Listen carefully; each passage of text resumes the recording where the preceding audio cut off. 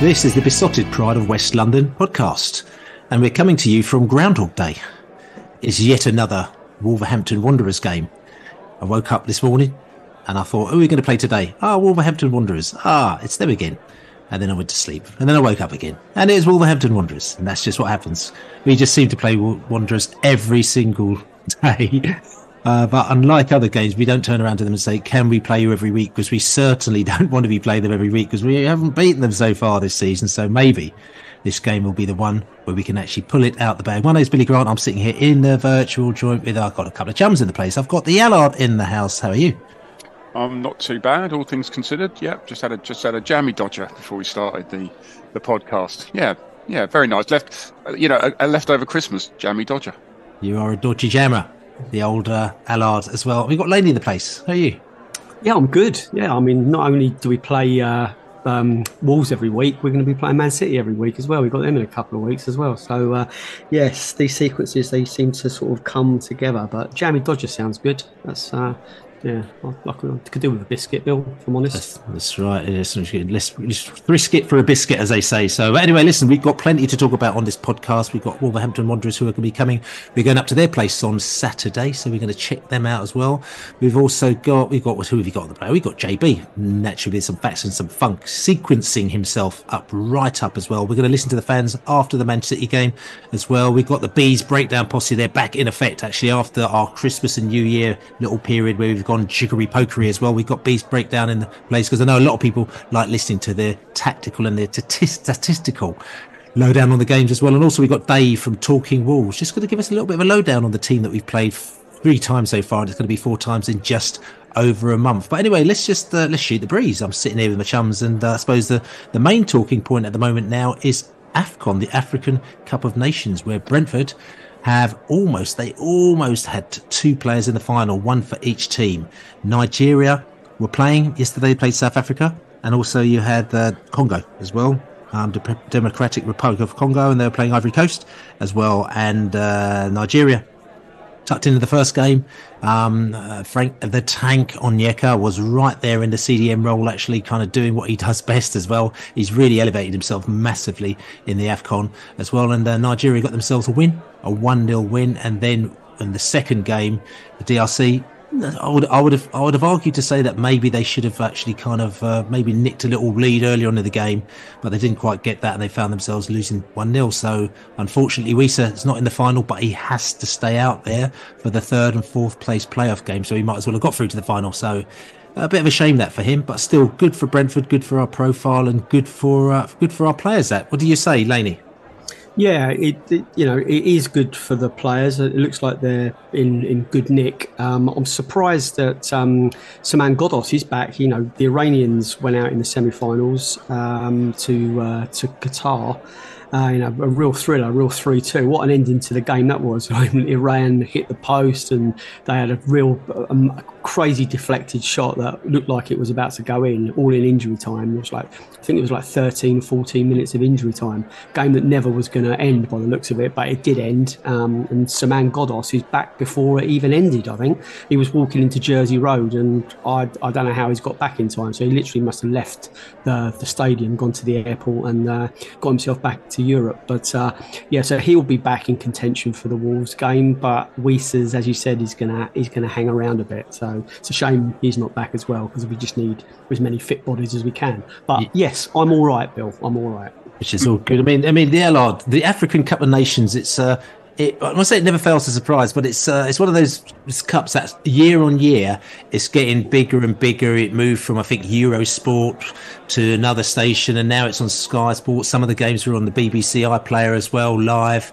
And I can imagine the final's probably going to be on the BBC iPlayer. I'm sure. I'm not 100% sure, but I wouldn't surprise me as well. But it's one of those ones where there's a few little jewels, there's a few little moments, and it's a good competition, isn't it? Yeah, it was on BBC Two, wasn't it, the first semi-final last night? So that was cool. I think it's I still think it suffers a bit with the TV coverage. I think that for some reason, they don't seem to be able to really tap into the atmosphere. Did you get that sort of impression when you're watching it? Is that it doesn't really? It's almost like just turn the crowd up, because I'm sure there's loads of atmosphere. I know the pitches. I know the grounds aren't great because they've all got. Most of them seem to have athletic tracks around, which is always a shit thing with football, as we know. But they could definitely. I feel they could do a better job of somehow making it feel more alive, because I'm sure it's like pretty crazy in there, and and what you see of the atmosphere looks great, but you don't always sort of really get to feel it, I find, with AFCON, which I think is a bit of a shame. I think that's something they should really work on with the TV coverage. I'm not convinced the commentators are out there either. Certainly the ones the BBC's are using, because they sometimes struggle with what's going on that isn't on the, which is always a good clue with what's going on the screen. So, and that would probably also sort of really give it some more atmospherics too.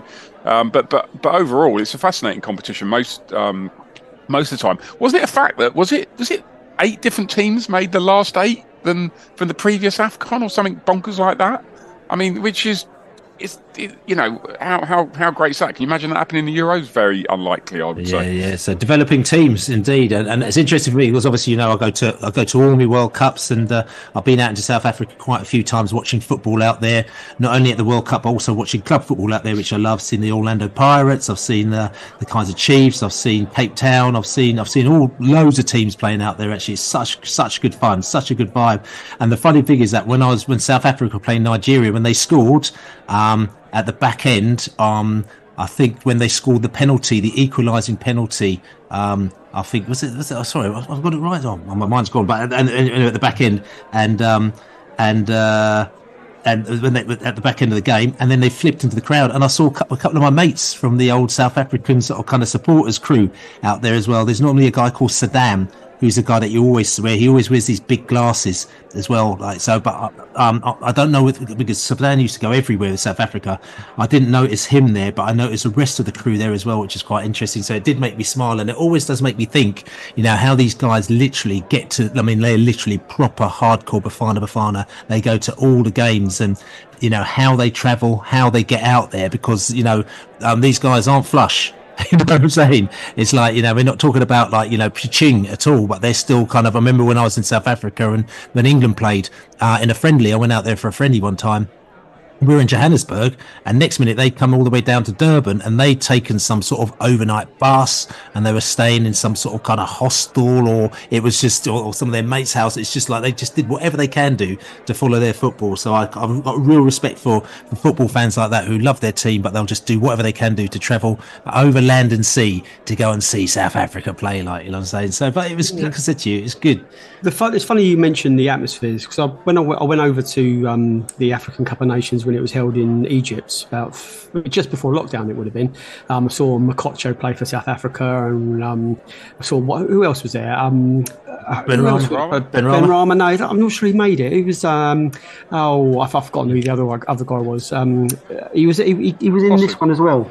It might be John VA. Yeah, John VA. Yes, of course it was for Guinea. Yes, we saw those games, but I thought the atmospheres were whatever. They were like sparsely sort of, the attendances were quite low.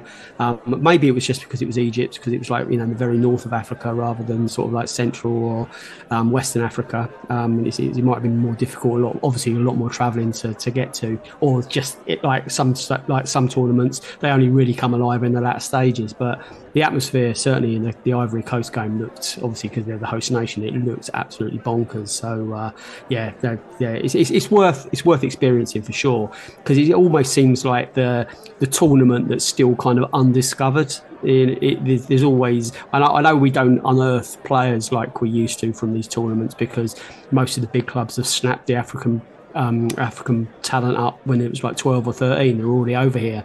But seeing teams like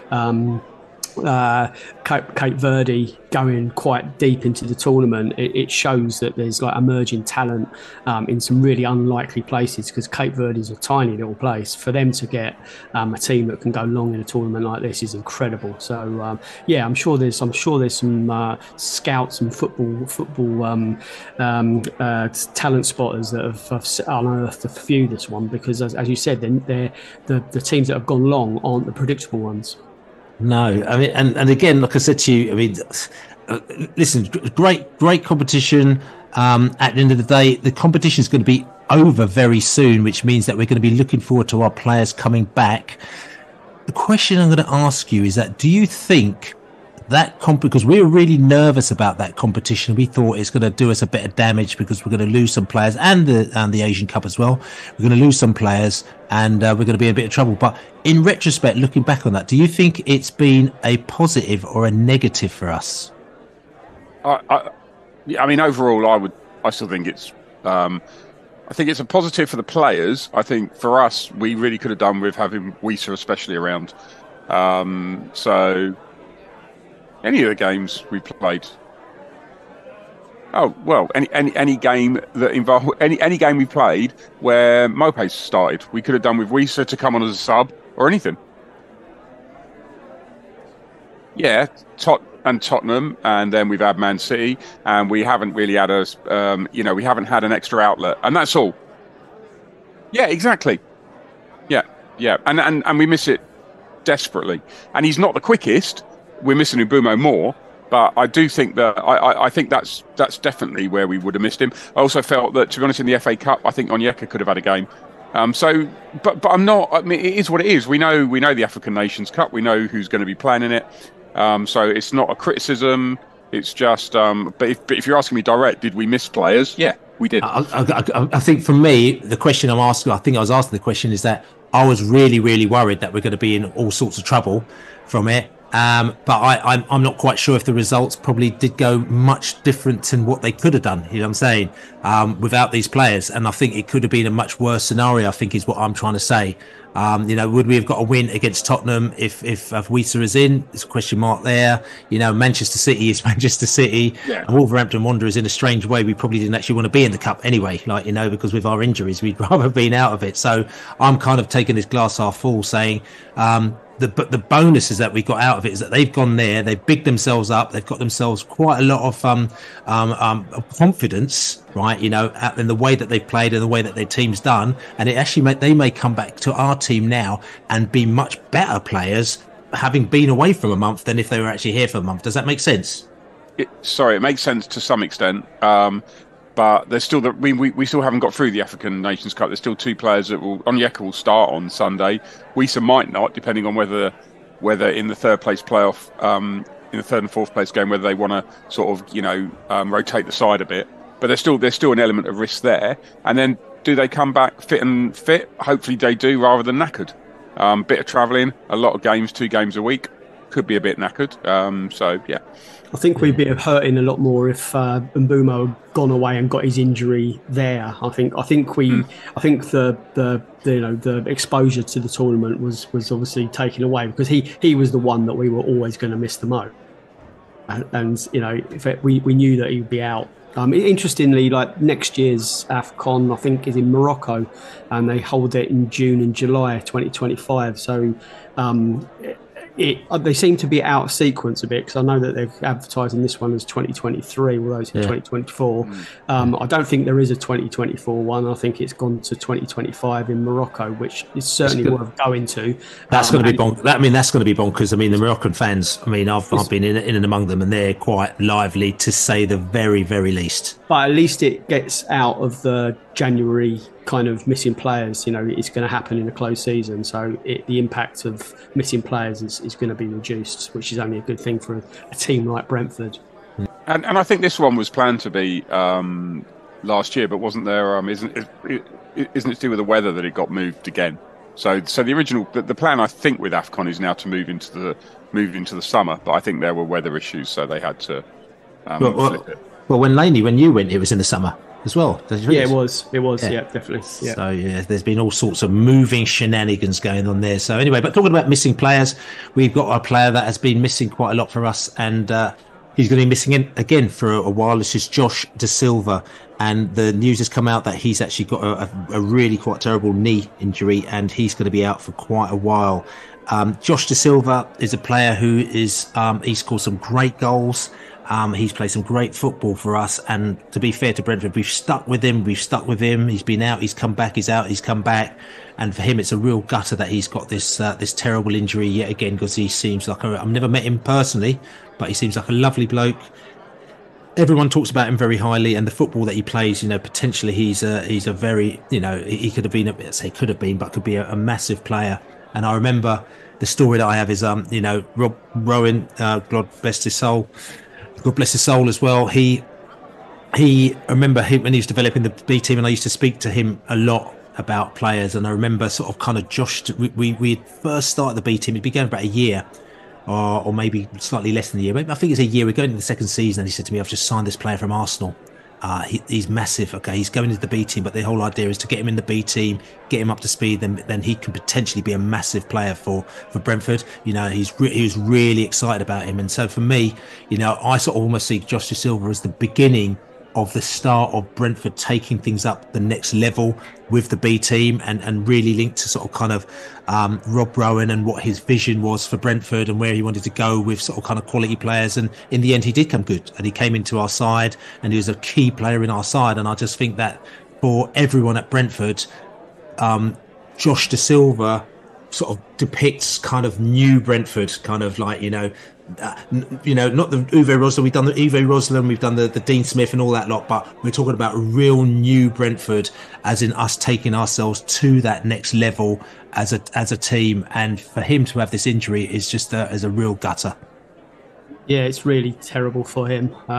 It's terrible for us, but it's more terrible for him. Just like he came on against Tottenham, and he looked like he was really, really up for making an impact for the rest of the season. He came on and he looked really lively. He helped create a couple of chances.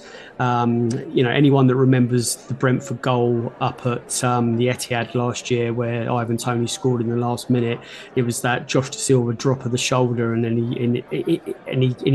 gets it to the byline, and he gets the cross across, and it was just like that all over again. And I thought, brilliant. We've got another player coming back strong, someone who can contribute, someone who we can bring on a sub, or someone we can play on the right until Mbeumo gets fit, and then he gets absolutely poleaxed by this ACL or double ACL or whatever the extent of it is, and it's got to be career threatening to a certain degree.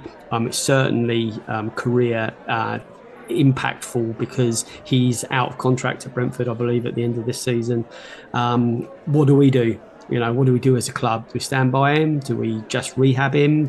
What do we do? It opens a tin of worms. I'm sure Brentford are an incredibly compassionate club, and I'm sure we will stand by the player, and we'll help him back. I'm not sure what negotiations need to happen behind the scenes, but the well-being of the player will be paramount to any decisions that we make. And you're right, Bill. He's been on a real journey.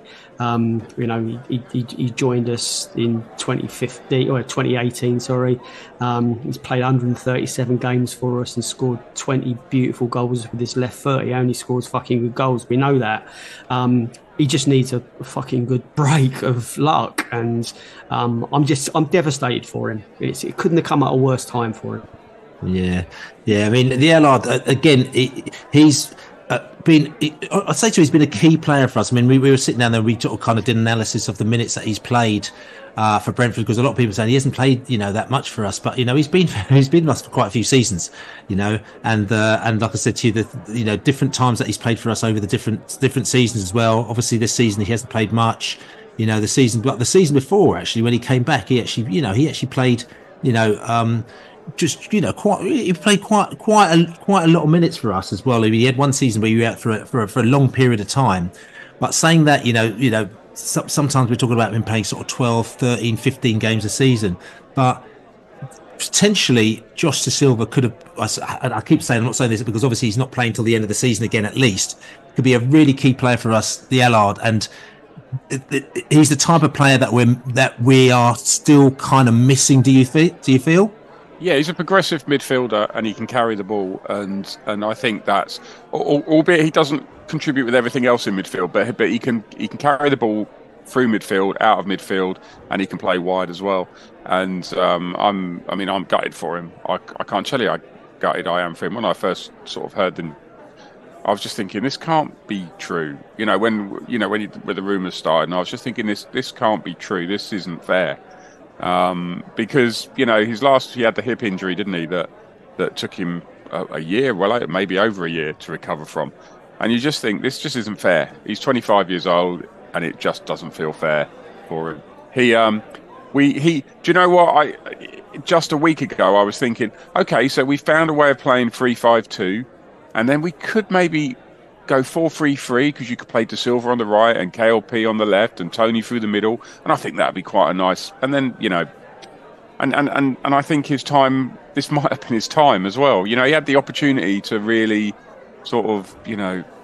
I'm just gutted for him. Absolutely gutted. Yeah. Well, listen. Let's see how it goes again. Like I said to you, Brentford have a very good team in backing their players. Like I said, through the well-being period as well. We'll sit them out. We'll take care of them. We had Ericsson. We kind of just gave them everything that they wanted to make themselves feel comfortable and make them feel right. So listen, let's just watch this space. And, he's going to obviously sit out at least for the end of the season. Let's just see how it goes for next season. But, we wish him all the best in his recovery. Josh DaSilva, great player. And a Bees legend, I would like to say, a Bees legend. So, but anyway, look, let's just go back to Monday night under the lights. We're going to go away, have a little drink, then we're going to come back and we're going to talk about that team called Manchester City. So, Man City came to New Griffin Park. I keep saying I'm not sure I'm allowed to say that, but I'll say it anyway. They came to New Griffin Park on Monday night underneath the lights. It was, again, one of those games where it was a free hit. A lot of fans were just saying that whatever we can get out of it, we get out of it. We're not expecting to get anything. And if anything, we were a little bit disappointed because we looked like we were going to get something out of it in the beginning of the first half, and that kind of raised our expectations. But we were definitely put back in our box in the second half. It was an interesting game. It was... Tell us something. Laney, how would you describe that game? Sadly predictable. I did say it's not about me getting the scores right, because they only happen once in a blue moon, but I've got the last few okay right. I said 3-1 to them, but yeah, we did better than I feared. They just went through the gears. It was like, how long can we put off the inevitable? How long until they create something that ends up in the back of the net? The really positive thing for me was we saw going for without saves, famously set up the goal, so he got an assist as well for the Maupay goal. It was a clever bit of kind of getting out the wayness by Ivan Toney that allowed the ball to run through. So yeah, they are just the best team in the world, and you can only try so hard with a team like ours, and they did us proud, I thought, over the 90 minutes. I still think we caused them a fair amount of confusion and question marks, and we created chances. We could have scored again, I think. So yeah, I thought we did as well as could be expected, and we got nothing, which was what I thought we'd get. Yeah, I thought the same. It's very difficult. To be honest, I look at the lineup and I just thought, I can't make an argument for us getting anything out of this. And it comes back to, and I've said it already, I just think if you don't have pace, it's really hard to play on the counter attack. Really hard, because what happens is, and I'm not. This is no criticism of Maupay, because he's done everything he can do. Do you know what I mean? He's wound up other teams. He's scored goals for us, and his play's been absolutely fine. But he doesn't have any pace, and that's just an unfortunate fact.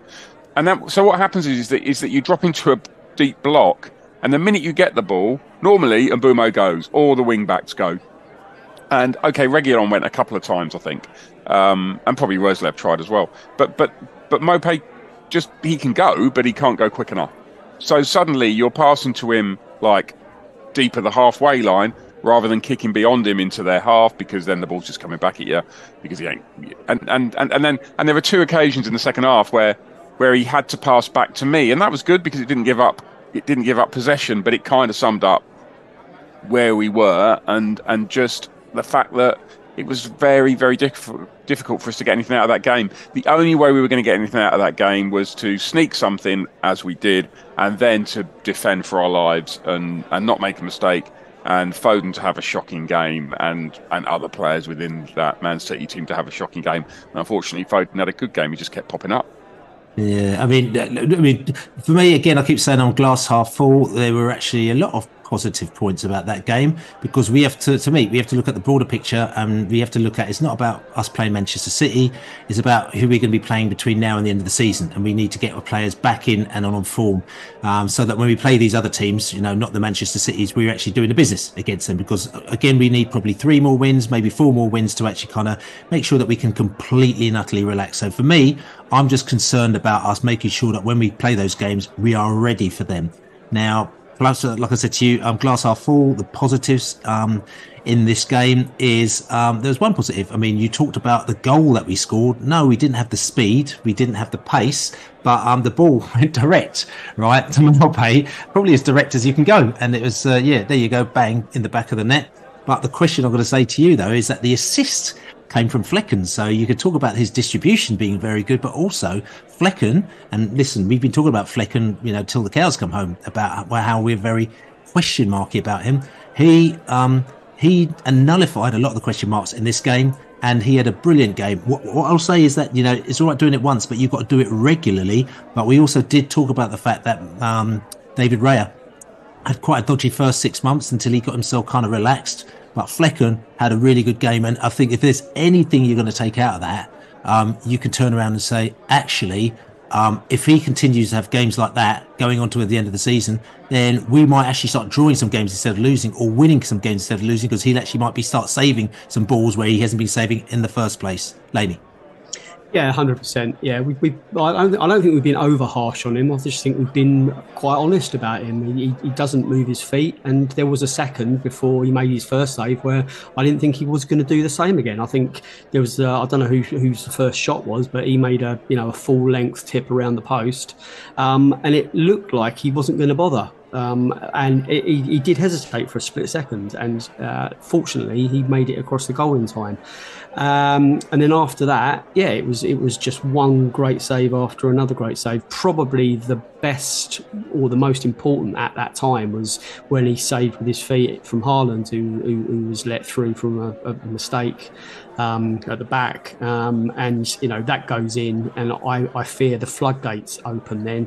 You're right as well. What you say is about it's who we play, who else we play, and we have to be strong for everyone else. And these games against teams that we probably aren't going to get anything from are a good barometer to show that we're mentally and spiritually in a really good place, because you can't say that we look defeated or deflated or anything.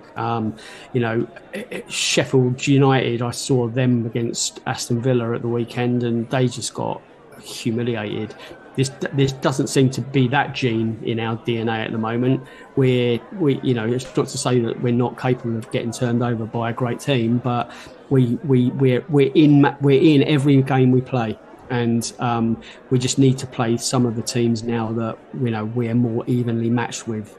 You can argue that Wolves is one of those, because barring the game on the 28th of December where we didn't show up at all and they beat us 4-1. The 2 other games against Wolves in the cup have been really, really close. You can't put a fag paper between the 2 of us, really. But they're definitely favourites still on Saturday. We need to play like 3 easy-ish games, one after the other, where we can get 6 or 7 points, and then take the pressure off of ourselves. But they're coming thicker and faster, and the games aren't getting any easier. We have to get a point at least, I'd say, out of the trip to Molineux on Saturday. Yeah, so listen, let's go over to hear what the fans had to say after the game in the stands. The fans straight after the Manchester City game. Beaten by the better side at the end of the day, Bill. Did well first half, kept her shape well. nicked a goal. Unfortunately, we couldn't hold on, and their quality told. It was good to see a battling performance from us in the first half. City are a great team. They are a fantastic football team.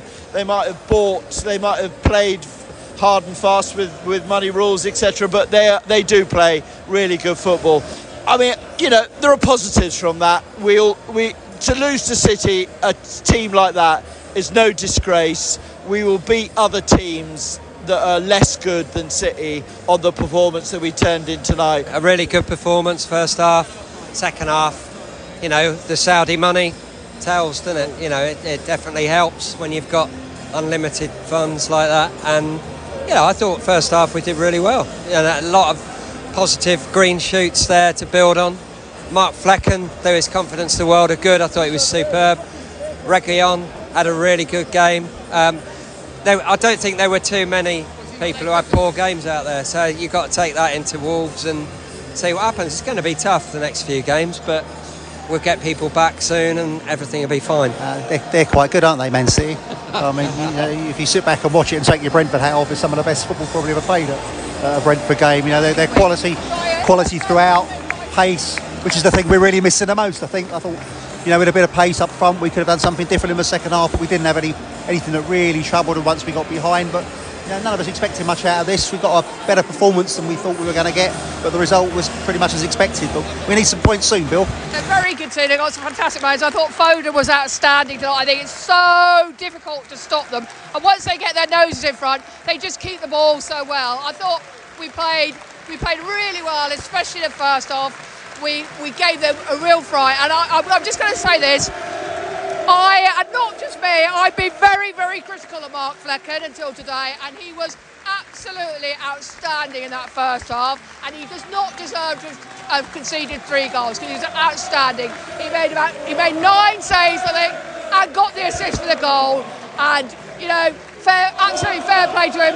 It was brilliant. Listen to that. He deserves it. They were really good. I'm not saying Man City weren't, but they didn't blow us off our feet. I think we did more than enough in the game to get something out of it if we were tighter. I mean, Man City absolutely love being boring, if I can say that, being boring. I reckon about 45 minutes, if not more, of that game was killed by them just knocking the ball around. And I'm not a coach, but I don't quite know why Thomas Frank hasn't changed the game plan up to just press everything a bit tighter. They don't like it. But we back off, we sit there like we normally do. Yes, we're tight in the box and they couldn't get it through a lot of the time, but they are more than happy to kill time knocking it around the outside. So why are we letting them? I don't quite understand why we're letting them. It can be also a little bit kind of churlish for you to go out and then moan about Man City's, not looking at you in general, about what they've got against us. But on the other hand, you look at it and you think, and I say this, listen, you're playing a game of Monopoly, and you're playing, I'm playing against you, and you've got every single house, every single thing on the board. You've got flipping Park Lane, and you've got everything like.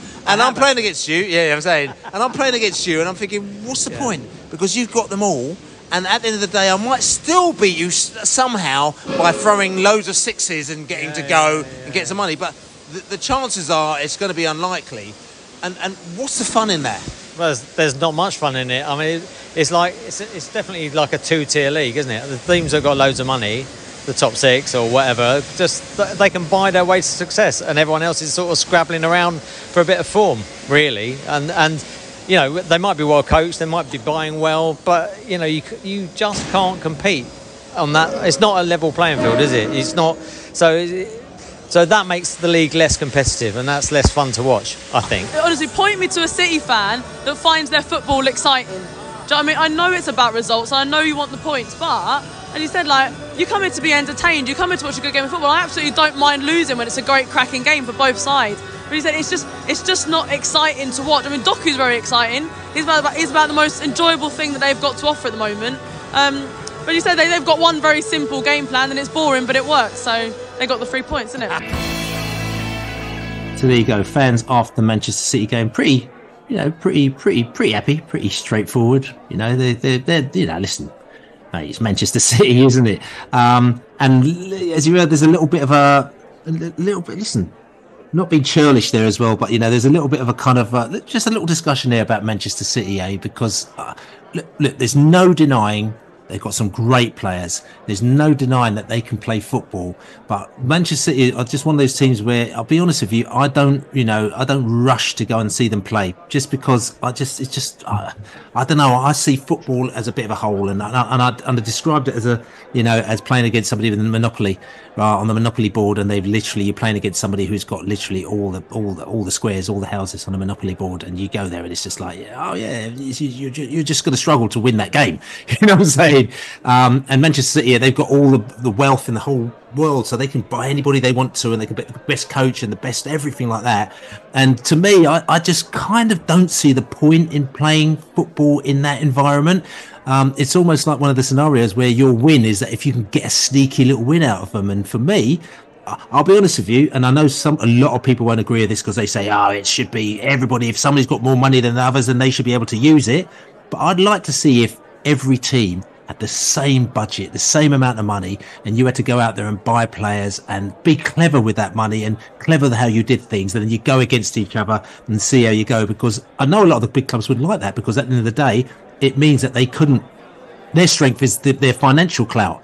It isn't basically, how clever that they use it. It's like that they can just go in and just whip a player from somebody else once he's shown that he's good enough. You know what I'm saying? But I'd love it if we could go out there and basically teams were all on an even keel, and you had to show how clever you are out there, because that would be more exciting. Because also what you do is you get more turnover, so you get more teams that are kind of winning things when they shouldn't be winning things, and all this kind of stuff. Whereas at the moment now, it's the top 3 or the top 4, the top 6 are always going to be there, and if somebody pops in there, it's a bit of a surprise, and it makes it a little bit boring. And technically, surely the TV companies and the sponsors and everybody would actually want it to be more exciting, because when it's more exciting, everyone gets excited and they get more engaged. But when it's like this, it's just a little bit dull. But maybe that's just me. The Allard. I take your point. I think it's a good point. I think it's probably what I would imagine. I don't know much about MLS, but I'm pretty sure that's the way that's run, as are most American sports. So yeah, it would be more exciting, but unfortunately, the Premier League is already run by the clubs, and it's not probably in the interest of the bigger clubs with the most money to change that. So, and I also think, unfortunately, they're the ones with loads of supporters who also don't want to change that. So I think it's a great argument, and it may well work, but I'm not sure it's coming. No, it's certainly not coming. We might as well just have a discussion about what kind of cheese you want the moon made out of. It's things that just aren't going to happen. Brie. I'm afraid. Brie. I'll go for cheddar. Thank you very much. I do think, and it's maybe not quite the same conversation, but there's an interesting sort of defence from the Everton and Nottingham Forest supporters of FFP. That sort of their defence isn't a million miles away from that, and they're sort of saying, well, the tops whatever are just doing what they want, so we should just why should we be found guilty of FFP, and all supporters should come together and be against FFP and against our points deductions, which I think is quite an interesting argument from them, as I'm sort of as I do feel the opposite about that. I think if you want to take FFP on and take a chance on it, then you need to take everything that comes with it. But do you know what I mean? There is this sort of there's this weird argument going on from their supporters about that. Not so much the clubs currently, but their supporters. Yeah. I think you're right on that. No, I think there are a few interesting times ahead. They're not FFP related. It's a different matter with Chelsea and Man City. Their allegations are serious, but they're not FFP necessarily related. They may impact that as well, but that there will be some conclusion with that. I don't. At some stage, that boil will be lanced, and the Forest situation that needs to be sorted out fairly pronto, because you can't settle that after the final whistles happens in May. They need to know how many points they've got deducted soon to know what they're up against. So there is some repercussions coming. Interesting times ahead. It's interesting that with Forest and the Everton recent FFP is that although the process all takes place before the end of the season, as I understand it, the final appeals, the conclusion of the final appeals is 5 days or something after the end of the season. and I'm already really nervous about how that's going to affect. I'm not talking about Brentford. I mean, I might be talking about Brentford. I'm not, but this isn't a Brentford thing. This is just the whole bloody thing. Is that it feels like at the moment with the timeline, there's a real chance, especially with the way the league's panning out, and now Luton have started picking up points. There is a real chance that we're going to get to the final games of the season, and there will still be one or maybe two appeals in place that will have an impact on relegation. Yeah, we'll see. But anyway, listen, just going back to the game as well, or going back to our team, again, me glass half full. Listen, let's just look at the positives, because at the end of the day, it's how our team is building and panning towards the end of the season, which is most important for us. So people laughed at us when we signed Neal Maupay at the beginning of the season. We were all really happy, and they just laughed at us, especially Everton fans, even Brighton fans to a certain extent, and also other fans, West Ham fans. Oh, they're all, I hate Maupay's rubbish. What you sign him for? I turned around to one of my mates and I said to him, I think he's going to score 10 goals for us this season. I said, that's all I need. That's all we need him to do, is to score 10 goals for us this season, because if he does, he's just come there and done a job, because he is a fill-in striker and a fill-in player. And people are just, laughing. But all of a sudden now, Neal Maupay is on fire. Your defence is terrified. What I'll say is that he has been one of the players who's voted for the Premier League Goal of the Month, which is that brilliant goal that he scored against Forest. Whether or not he won it or not, I don't know as yet, but you should find out very soon. But Neal Maupay has scored 5 in 5 for Brentford. He has scored 7 goals in total for Brentford, and I think he's got 3 assists. He might have more but I think he's got at least 3 assists for us as well. So, I mean, not be funny, but he's not been a bad addition to the side, seeing as he is not the fastest person in the world. And he is, he's been, and he's, and in recent games as well, he hasn't got any Brian Mbeumo or anything else around him. So, Neal Maupay he could end up being the Everton's highest goal scorer, the top goal scorer, not even playing for them, But Neal Maupay, listen, he has got his, I hate to use the word faults, but he's got his restrictions. But also, I'm not being funny, he has definitely been an asset to us, the Allard. Yes, he has. He may also be a problem because of everything else you've described. Because, yes, he scored goals, but we're not winning games, albeit we beat Forest. That's not his fault.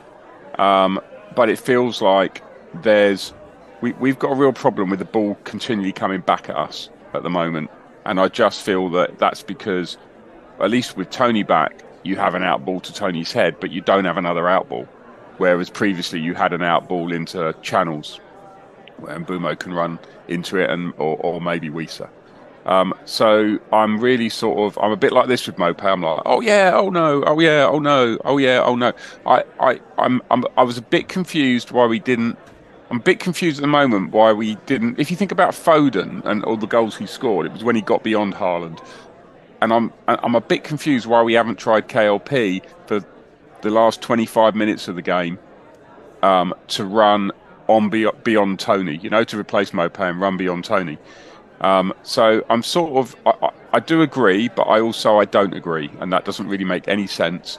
But I do think that as good as he's scoring goals, but he's also part of the problem. Do you see what I mean? It does, but the reality is that, I mean, I always saw Neal Maupay as a bit of a coming off the bench type player. I mean, things have sort of kind of changed because of injuries and other situations and the AFCON, and it's going to revert to form. It's going to come February, March, and I believe that Maupay is going to be these players where all of a sudden, boom, Neal Maupay is coming on, but it's not going to be like, oh Christ, he's coming on. It's like, yes, Neal Maupay is coming on, because he's got that bit between his teeth. So that's where I see it as being a bit of a bonus. He's already scored 7 goals. I do believe he's going to get to his 10 goals this season, which I think is going to be marvellous. So him with his 10 goals, Ivan Toney with his 10 goals, mate, it's going to be quite an interesting sort of end to the season for the Bees. As you can see, chirpy Bees, he's predicting all sorts of stuff, which is probably going to be, I'm going to be eating my words by the end of the season after all of this, I don't know about your defence is terrified. Your defence is shithoused.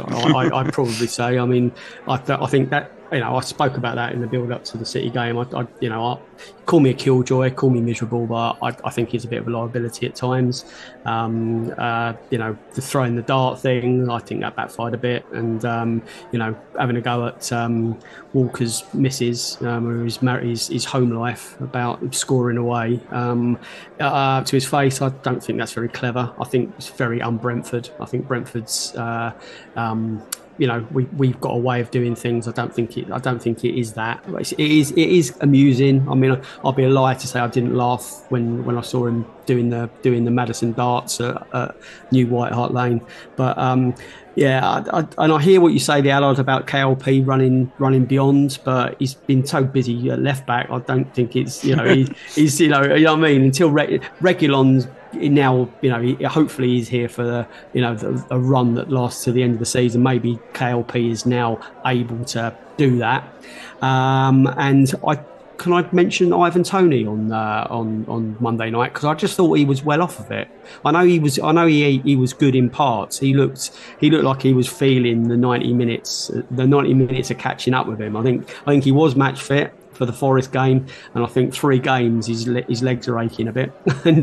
But he'll get there. I don't think he looks as happy as I expected him to be back. But I might be wrong. I might be reading his body language a bit skewed. Yeah, just quickly, coming back to player of the our player of the match as well. We've got the Besotti Global Player of the Match, who's done by the Tasmanian Bee over in Tasmania as well, who's coming over for the Sheffield United game, and I think another game, I think maybe the Brighton game or something like that. But he's coming over with his whole family over to Tasmania, and he's very excited about that, which is all good. But he's done the poll, and he said to me, Flecken was the winner, right? I mean, the Flecken was the winner. Then we had Reguilon as number 2. And can you remember who's number 3, lady? Oh, I can't remember who was number 3. Was it Norgard? I think it was Norgard. I think Norgard was possibly number 3. We should check on get our facts and figures, actually. But anyway, that's it. But he said it was the first time there was actually unanimous, right, choosing. So it's the first time there was actually a unanimous number 1 out there. So which is all good. So there you go. Tell you what. We're going to go over to JB. He's going to give us some facts and some funk after that Manchester City game. He's going sequencing himself right up. Let's go back to JB and let's have a listen to his facts and his funk. Are you ready for this? I told you it was coming. Who? JB. And he's ready to stock it to you one time. Get it. Hello, Jonathan Birchall here again. Against Manchester City, Sergio Reguilon started on the left-hand side of defence for the first time. He therefore became the 8th different starting player we have used in that position in our 26 League and Cup games this season. We've also had Henry, Hickey and Janelt 5 times, Ghoddos and Lewis Potter 4, and Aya and Rozolev 1 each. In the City game we had 8 corners, our second highest of the season, and in the top 15% of all our Premier League games. Neal Maupay scored for the 3rd Premier League game running. Only Ivan has done that previously, scoring in 4 successive games he played during last season. Including the 2 FA Cup games with Wolves, Neal has now scored in the last 5 games he's played. Since joining the league in 1920, and excluding JPT games, he's the 10th player to achieve that feat. There's only been 5 players who've scored in 6 successive games. The last was Clayton Donaldson in 2012, and before him, DJ Campbell, just before we sold him, Nicky Forster, Joe Allen, Francis Joseph, Jim Towers, and Dave McCulloch. McCulloch also had a run of scoring in 7 games.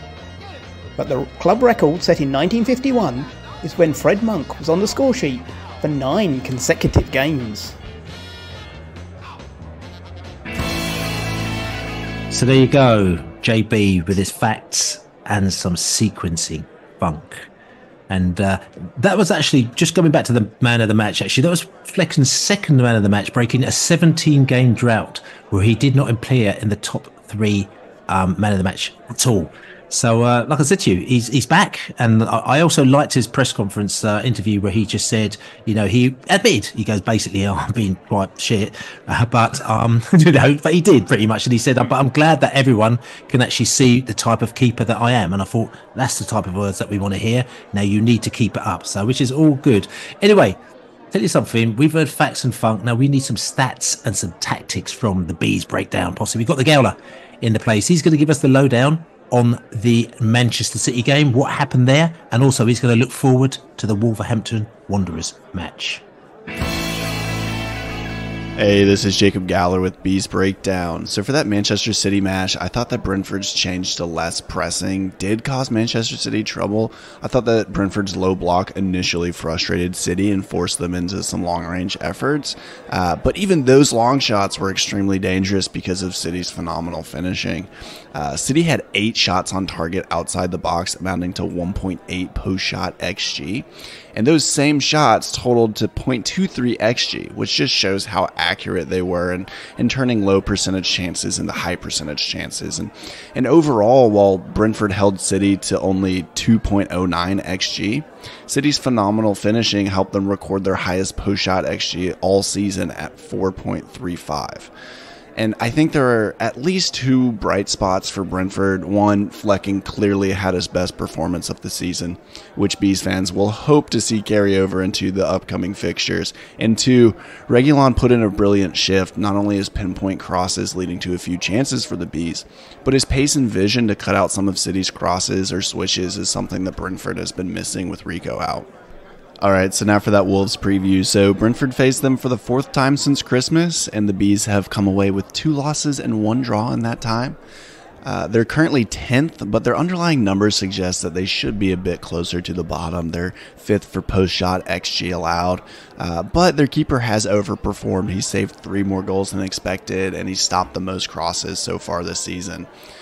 Wolves have completed the most successful take-ons this season and have the 2nd most shot-creating actions from those take-ons, with Cunha accounting for most of those, and he also leads Wolves in XG created. They also have the 3rd most ball recoveries, so look out for Premier League leader for ball recoveries, Christian Norgard, to win some second balls and help get Brentford a much-needed 3 points. So there you go, the Gowler, the Bees Breakdown, massive in the house. And yeah, check it out, Bees Breakdown. He's done his Manchester City breakdown as well, and he's broken it right down so that we can have tears in our eyes to just see how Manchester City just took the second half by the bull, by the horns, by the neck, but if you want to take it, and they just really just turned everything on its head. And Foden had a little bit of a field day. And listen, but like I said, you can learn from that. But listen, we're going to look forward. Saturday, Wolverhampton Wanderers. We played them 3 times already so far. We've got to play them 1 more time. If we take anything from this, we should know how they play. We should know their players. We should know what they do. So, tell you what, we're going to go away, have a little drink. We're going to come back and we're going to talk about how we are actually going to give Wolverhampton Wanderers a bit of a game. Wolverhampton Wanderers, Saturday, 3 o'clock kickoff. Is it a must-win game? I don't think so at the moment now. I'd love to win. I think it'd be good to get a point, but it's not a must-win game. But it'll sort of kind of keep, like I said to you, it'll keep us our head above water if we can get some points out of this one. Wolves delved into the transfer market, so they've got some good players, and we don't seem to be able to keep a clean sheet. Going into this game, The Allard, are you a little bit nervous? Yeah, I'm proper nervous. I will expand it a little bit. It's because the reason I'm nervous is because they've got loads of pace, and I think our back 3 at the moment are looking a little bit. Yes, so there is an argument you might want to move Aya into the back 3. Don't think that will happen. Or you go with the back 4, and then you play Aya and Reguilón as your left back and right back, and they're closer to the centre back, so they are, in a way supporting with their pace because they're both, quick.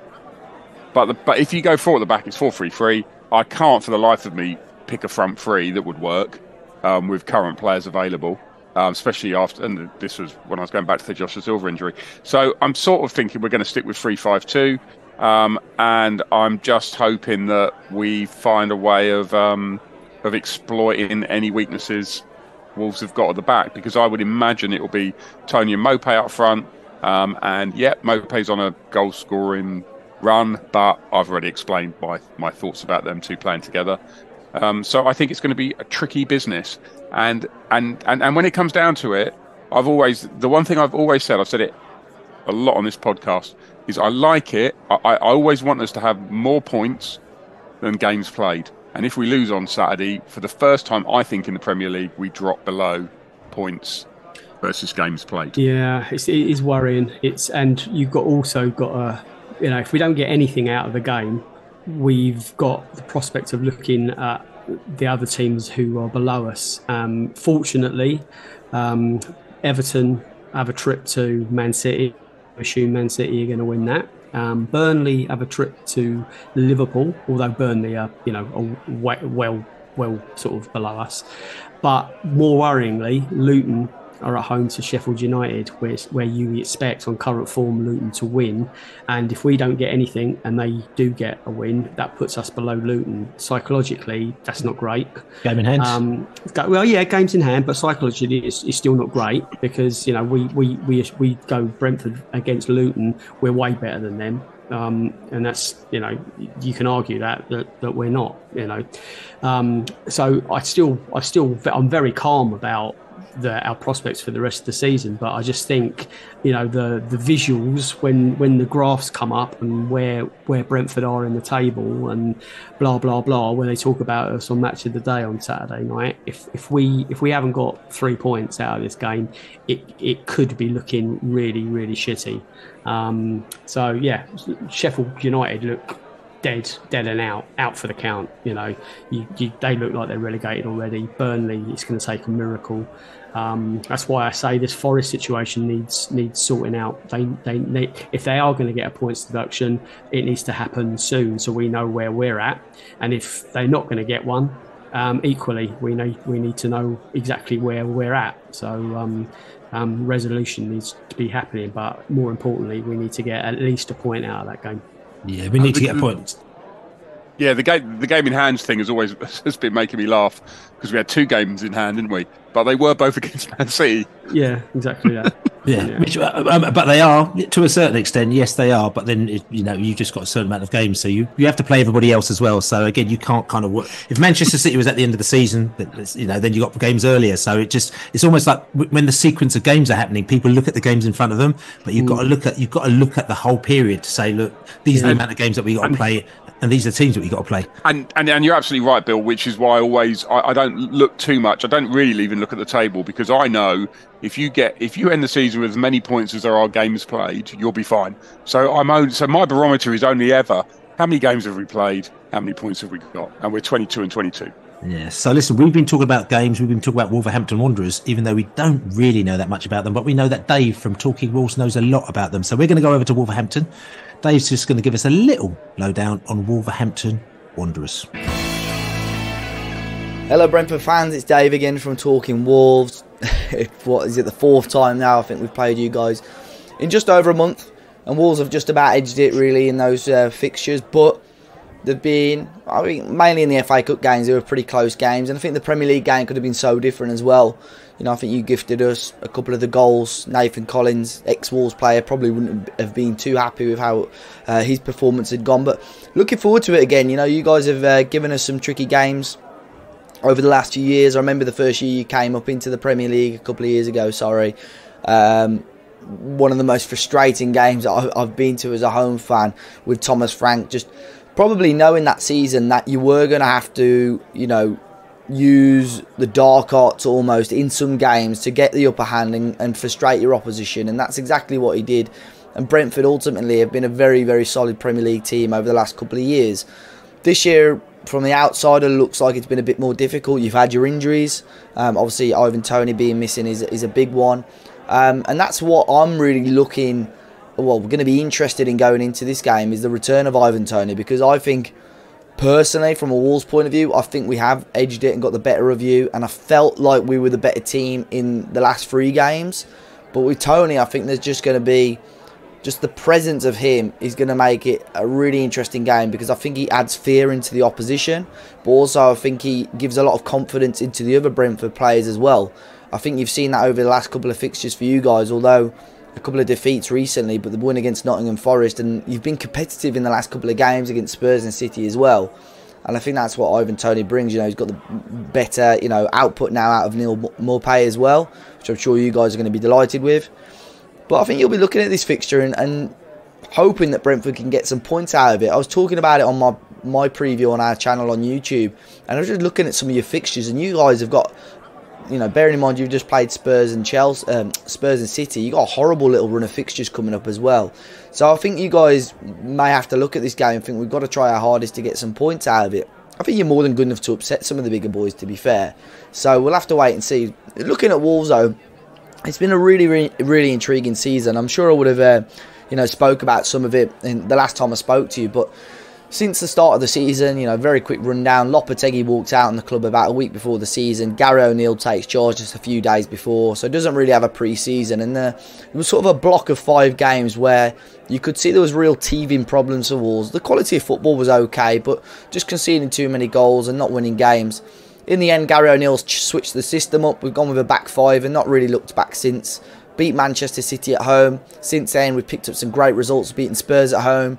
You know, picked up points against Villa, who are doing really well. Beating Chelsea, got the league double over Chelsea, actually, the first time for us since the 70s. And since January, you know, there've been a really good run of consistency from Wolves. The interesting thing is, you know, we've had our own hiccups. You know, Pedro Neto, who is one of the top assisters in the Premier League, was out injured for a couple of months. We coped without him. Last month and a half, we've been without Hwang Hee-chan. We've been without Ryan Ait-Nouri, who's our left back, who's a really solid player. And a couple of squad players as well, which always makes it difficult for Wolves. And, you know, you struggle a little bit with flexibility when you're missing a few squad players. Mario Lemina, unfortunately, his father passed away as well, so he was missing for a while. And, you know, I think it was a young lad, Joe Hodge, that started one of the games against you boys. So we've had our issues ourselves, but the consistency on the pitch has been always there. And I think full credit to Gary O'Neill. He's got, you know, one of the reasons Lopetegui left the club was he wanted more money, but also he felt the squad that he had couldn't compete. And you know, I think Gary O'Neill has shown that we can compete. We've got some really seriously quality, you know, talented players. But the outputs now of Hwang Hee-chan, Matheus Cunha, Pedro Neto, Pablo Sarabia, they're 4, 5, 6 times of what they were last season. It's a phenomenal change in fortunes towards a team that really struggled to score over the last couple of years are now scoring goals and making life very very Home form has been great for Wolves. Away form not so good. But saying that, our last couple of games, you know, against yourselves, we beat you quite heavily. You know, before the new year, we've got a point against Brighton away, which wasn't easy. We beat Chelsea away, so hopefully that's starting to change fortunes as well. Our home running is favourable. Look, no game in the Premier League is easy, but I look at our home running, and I think there's only one team in the top 6 now that we've got between now and the end of the season at home. So Wolves could really pick up a solid run of form going into the end of the season. Do I think we're good enough for Europe? Maybe. It's me sitting on the fence a little bit, but I think we've got the quality to get there. Maybe the Conference League, but there's so many good teams like your Newcastles, your Brightons. I think Chelsea could still easily come into it. Manchester United obviously are going to improve. So there's a lot of good teams in and around there. It's just up to Wolves to keep that consistency and see where we go from there. I think Wolves will go unchanged after that Chelsea game. They've got to. Key players for you guys to look at: Pedro Neto, Matheus Cunha, both on fire at the moment, both getting their goals and getting their goal contributions.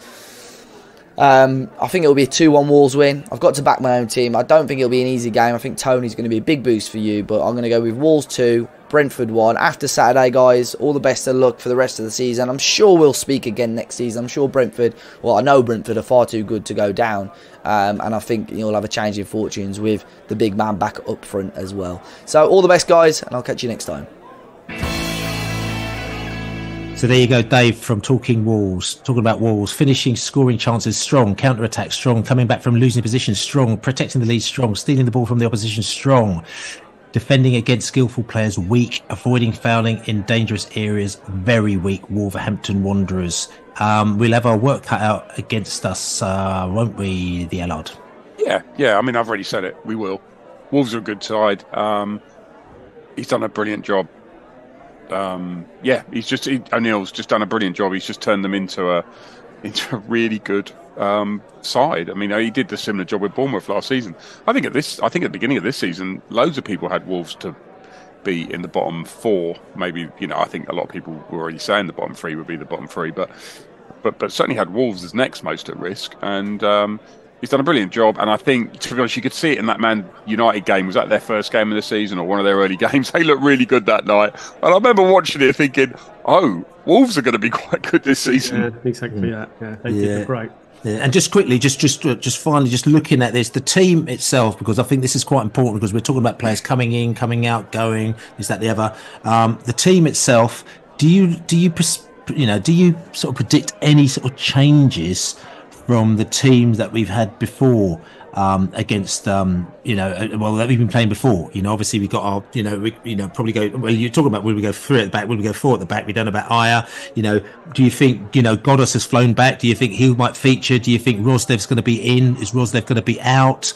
Or do you think we pretty much keep the same team and the same formations we did at Man City? I suspect we'll do what we did at Man City, because I don't think there's much appetite at the moment for doing anything else. We did play 4-3-3 in the first Wolves game, but I just don't see a front three. You can't play Maupay as a winger, right? The only way, he's the one scoring goals, the only way you can fit him in the team is to play 3-5-2 if Tony's playing. He's not going to play on the wing. So I don't really see what other options there are. It would have to be that, wouldn't it? Yeah. It does, and they look like they're on the same wavelength, Maupay and Tony.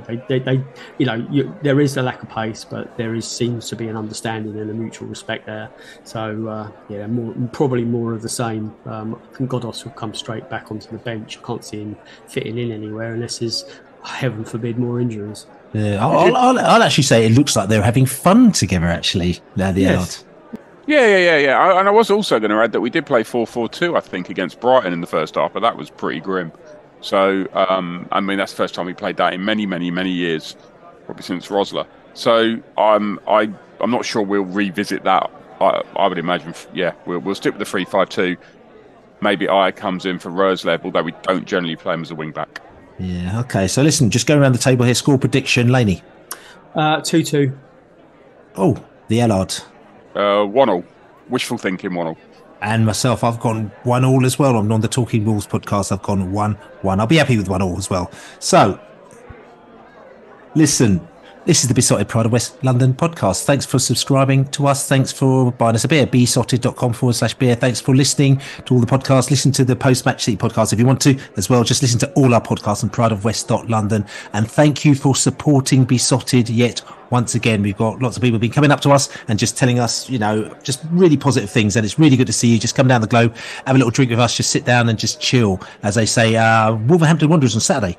Check us out, Wolverhampton Wanderers. Like I said, prideofwest.london. Then after that, we'll be back the following week as we do the build up to Arsenal. No doubt there'll be some sort of AFTV action going on in there, but let's not focus on that one. Let's focus on trying to get 3 points at Wolverhampton Wanderers. I'm sitting around here. I'm Billy Grant. I've got the Allard in place. Who are you bees? You've got the Laney in house. Good afternoon. And my name's Billy the Bee, and like I said, you're going to get on Wolverhampton. Let's go. Let's do it. Come on, you bees. Let's get them Wanderers. Let's just do them once. Come on, just once. Just once this season. Come on, you bees. Jammy Dodgers.